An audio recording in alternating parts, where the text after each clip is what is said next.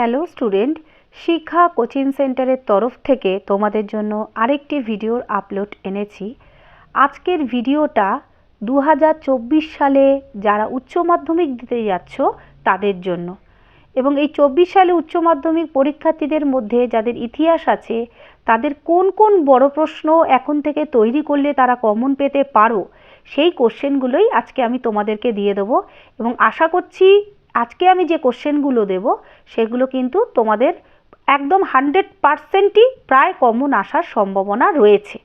ঠিক আছে, তো চলো আমরা শুরু করি। আর আমি এই কোশ্চেনগুলো যখন দেব তোমাদেরকে অধ্যায় ভিত্তিক দেবো, অর্থাৎ প্রথম অধ্যায়, দ্বিতীয় অধ্যায় করে যে অষ্টম অধ্যায় পর্যন্ত তোমাদের রয়েছে, প্রত্যেকটা অধ্যায় থেকে কোন কোন কোশ্চেন তোমরা করবে 8 নম্বরের জন্য সেগুলো আমি তোমাদেরকে আজকে আলোচনা করে দেবো এবং বলে দেবো। আর সাধারণত আমি অনেক বছর ধরেই এই পড়াচ্ছি, তো সাধারণত প্রত্যেক বছরই আমি যা বলি আমার স্টুডেন্টদের সেটাই কমন আসে, কমন পেয়ে যায় তারা। তো আশা করছি এবছরও তাই হবে।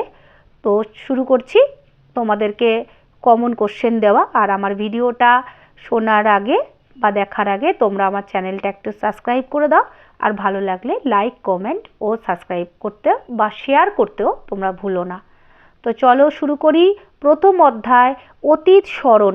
এই অতীত স্মরণ থেকে আমরা 3টে বড় কোশ্চেন করব।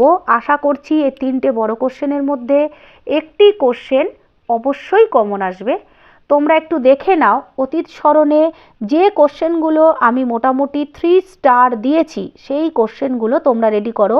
আমি প্রথম অধ্যায়ে আমি টেস্টের আগে যে সাজেশন করেছিলাম সেখান থেকে 5টি কোশ্চেন দিয়েছি। আমি ফাইনালের জন্য তোমাদেরকে মাত্র 3টে কোশ্চেন আমি করতে বলবো। এই 3টে কোশ্চেন তোমরা করো, আশা করি পুরোপুরি তোমরা কমন পেয়ে যাবে। প্রথম কোশ্চেন, স্মৃতিকথা কি? ইতিহাস রচনায় স্মৃতিকথার গুরুত্ব লেখো।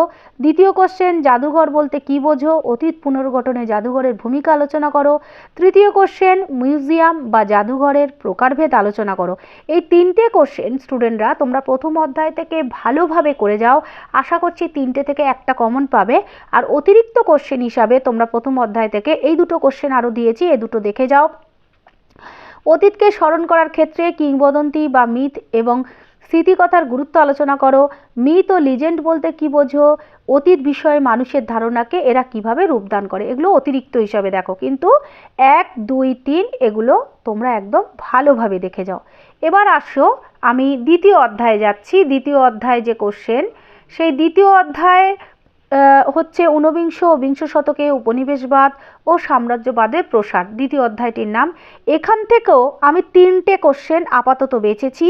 এই 3টে কোশ্চেন আশা করি তোমাদের কমন আসবেই, মানে আসার সম্ভাবনা রয়েছে আর কি। তোমরা এই 3টে কোশ্চেন ভালো করে পড়ে যাও। দেখো, প্রথম কোশ্চেন, উপনিবেশবাদের সঙ্গে সাম্রাজ্যবাদের সম্পর্ক নির্ধারণ করো। উপনিবেশবাদ ও সাম্রাজ্যবাদ বিষয়ে হবসন ও লেনিনের তত্ত্ব আলোচনা করো। একটা কথা বলে দিই, তোমাদের এবারের জন্য কিন্তু হবসন লেনিনের তত্ত্ব খুব ইম্পর্টেন্ট। আচ্ছা, তারপরে তোমরা এই কোশ্চেনটাকে রেডি করো, সাম্রাজ্যবাদ বলতে কি বোঝো? সাম্রাজ্যবাদের উদ্ভবের কারণগুলি সংক্ষেপে আলোচনা করো। এই কোশ্চেনটা তোমরা রেডি করো। এবং অতিরিক্ত হিসাবে মার্কেন্টাইল অর্থনীতি বলতে কি বোঝো? শিল্প পুঁজির বৈশিষ্ট্যগুলি আলোচনা করো। এটা অতিরিক্ত হিসাবে করো এবং করে নিলে এরপরে তৃতীয় অধ্যায়ে আমি চলে যাচ্ছি। তৃতীয় অধ্যায় থেকেও কিন্তু তোমরা মোটামুটি ওইখানেও আমি 3টে কোশ্চেন দেবো। এই 3টে কোশ্চেন তোমরা আশা করছি এখান থেকে কমন পেয়ে যাবে। প্রথম কোশ্চেন আমি দিচ্ছি, দেখো প্রথম কোশ্চেন, ব্রিটিশ ইস্ট ইন্ডিয়া কোম্পানির আমলে ভারতে ভূমি রাজস্বের সংক্ষিপ্ত পরিচয় দাও। এটা খুব ভালো করে করো, এটা কিন্তু 2024-এর জন্য খুব ইম্পর্টেন্ট। তারপরে করবে ভারতের রেলপথ প্রবর্তনের উদ্দেশ্য আলোচনা করো, অথবা রেলপথের অর্থনীতির উপর যে প্রভাব ফেলেছিল সেটা। এটা কিন্তু খুব গুরুত্বপূর্ণ 2024-এর জন্য। তোমরা এই কোশ্চেনটিকেও খুব ভালো করে পড়ো। তারপরের কোশ্চেন করবে, ক্যান্টন বাণিজ্যের প্রধান বৈশিষ্ট্যগুলি কী ছিল? এই বাণিজ্যের অবসান কেন হয়েছিল? ঠিক আছে, এটাও কিন্তু খুবই গুরুত্বপূর্ণ একটি প্রশ্ন। তাহলে তোমরা তৃতীয় অধ্যায় থেকে এই 3টে কোশ্চেন ভালোভাবে আগে রেডি করবে এবং অতিরিক্ত হিসাবে পরে দেখবে চীনের ওপর আরোপিত বিভিন্ন অসম চুক্তির সংক্ষিপ্ত পরিচয় দাও। ঔপনিবেশিক ভারতে অবশিল্পায়নের কারণ ও ফলাফল ব্যাখ্যা করো। আর চিরস্থায়ী বন্দোবস্তের শর্তগুলি লেখো। ভারতের অর্থনীতির উপর এর প্রভাব আলোচনা করো। এগুলো অতিরিক্ত হিসাবে তোমরা দেখে যাবে।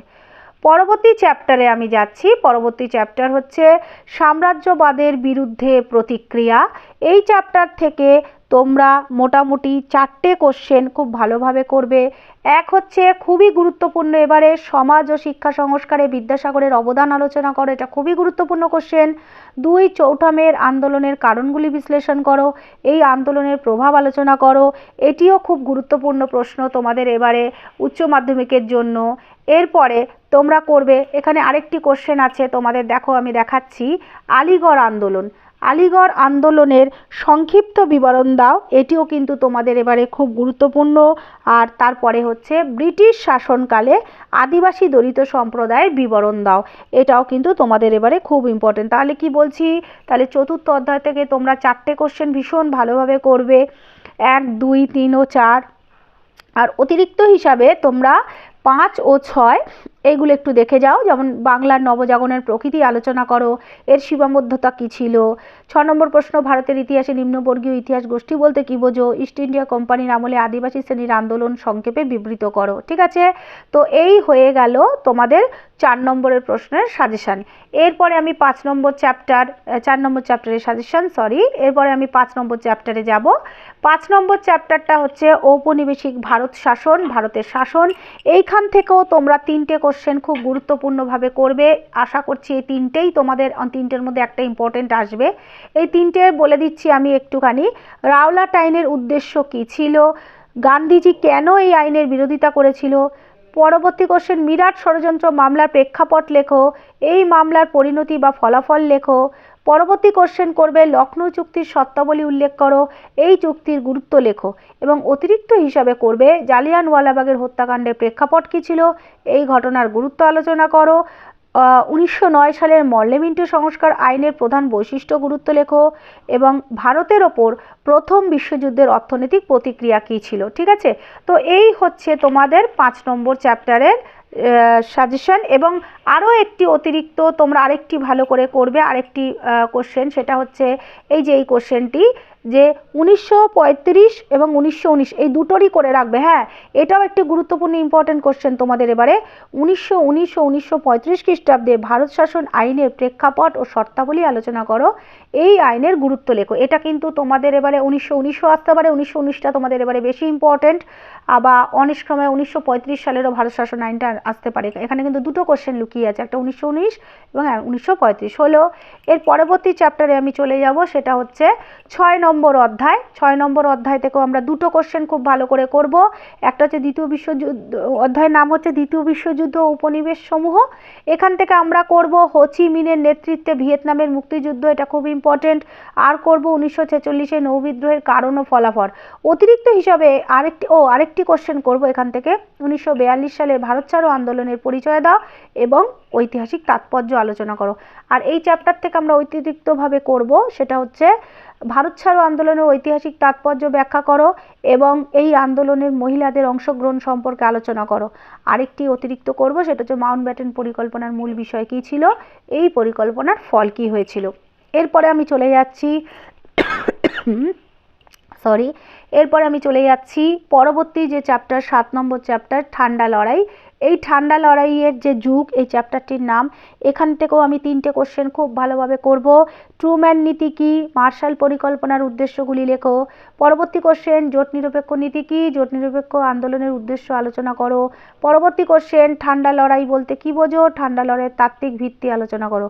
অতিরিক্ত হিসেবে করব কিউবা ক্ষেপণাস্ত্র সংকটের পরিচয় দাও, বার্লিন সংকট কি, এই সংকটের বর্ণনা দাও। হলো পরবর্তী অধ্যায় অব উপনিবেশিকরণ। এই অব উপনিবেশিকরণ থেকে আমি 3টে কোশ্চেন দিয়েছি, এই 3টেই কিন্তু তোমাদের জন্য খুব ইম্পর্টেন্ট। এখানে 3টের মধ্যে আশা করছি একটা হলেও কিন্তু তোমাদের আসলেই আসতে পারে, 100% শিওর। সার্ক কিভাবে গঠিত হয়েছিল, সার্কের উদ্দেশ্যগুলি কী ছিল, অব উপনিবেশকরণ বা বি উপনিবেশকরণ বলতে কী বোঝায়। আর লাস্ট কোশ্চেন, স্বাধীন ভারতের প্রথম 3টি পঞ্চবার্ষিকী পরিকল্পনার লক্ষ্য ও গুরুত্ব আলোচনা করো। ঠিক আছে, তো স্টুডেন্ট, এই ছিল আমার সাজেশান। তোমরা এখানে 3টে স্টার দেওয়া কোশ্চেনগুলো তোমরা সবার আগে মুখস্থ করে ফেলো এবং লিখে লিখে বারবার প্র্যাকটিস করে রেডি করো। এখন তোমাদের আর 1টি মাস মাত্র বাকি রয়েছে। আজকে অলরেডি 14 তারিখ হয়ে গেল, তো এখনও 1টি মাস বাকি আছে। তোমরা এই সাজেশান অনুযায়ী পড়াগুলো রেডি করো, আশা করি তোমাদের খুবই উপকারে লাগবে। আর বারবারই বলছি, তোমরা মার্কস ডিভিশনটা নিশ্চয়ই জানো যে 40 নম্বর তোমাদের শর্ট কোশ্চেন, 40 নম্বর ব্রড কোশ্চেন। ব্রড কোশ্চেনগুলো কিন্তু তোমরা ভালো করে যদি লিখতে পারো, অন্তত এখান থেকে 5টা কোশ্চেন অ্যাটেন্ড করলেও কমপক্ষে অন্তত 36-37 পেয়ে যাওয়াই যায় যদি তোমরা ঠিকঠাক লিখে আসতে পারো। তো আজকে ভিডিওটা আমার এইটুকু রইল। আমার ভিডিওটা ভালো লাগলে চ্যানেলটা সাবস্ক্রাইব করতে ভুলো না, যথেষ্ট পরিমাণে শেয়ার করো, আর একটু ভালো লাগলে একটু লাইক দিও। আর যেটা বলার ছিল যে তোমরা যদি মনে করো আমার ফেসবুক পেজটা ফলো করবে, সেটাও ফলো করতে পারো, শিখা কোচিং সেন্টার বলে লেখা রয়েছে। আর ঠিক আছে, আজকে এই পর্যন্তই। তোমরা ভালো করে পরীক্ষা দিও।